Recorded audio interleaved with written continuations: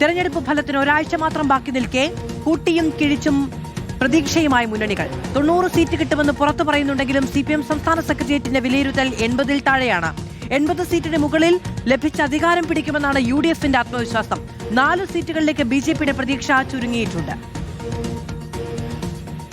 കേരളം ഉറ്റുനോക്കുന്ന ഫലമറിയാൻ ഇനി 7 ദിവസം മാത്രമാണ് ബാക്കി. ആത്മവിശ്വാസത്തിന്റെ കാര്യത്തിൽ UDFും LDFും ഒരേപോലെ മുന്നോട്ട് പോകുന്നു.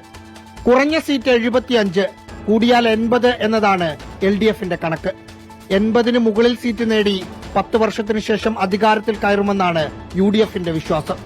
വോട്ടെടുപ്പിന് മുമ്പ് 10ഉം 15ഉം സീറ്റുകളിൽ വിജയിക്കുമെന്ന് പറഞ്ഞിരുന്ന NDAയുടെ ആത്മവിശ്വാസം വോട്ടെടുപ്പിന് ശേഷം ചോർന്നു.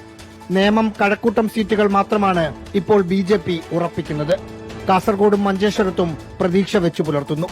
CPIMൽ നിന്നിറങ്ങി UDF സ്വതന്ത്രരായി മത്സരിച്ച G. സുധാകരൻ, TK ഗോവിന്ദൻ തുടങ്ങിയവരുടെ രാഷ്ട്രീയ ഭാവി അറിയുന്ന ദിവസം കൂടിയാണ് മെയ് 4. സിറ്റിംഗ് MLAമാരുടെ മണ്ഡലത്തിലുള്ള സ്വീകാര്യതയാണ് LDFന്റെ ആത്മവിശ്വാസത്തിന് കാരണം. ഭരണവിരുദ്ധ വികാരവും ന്യൂനപക്ഷ വോട്ടുകളുടെ ഏകീകരണവും തങ്ങളെ തുണച്ചുവെന്ന് UDFും കരുതുന്നു. തിരുവനന്തപുരത്ത് നിന്ന് റാഹീസ് റഷീദ്, റിപ്പോർട്ടർ.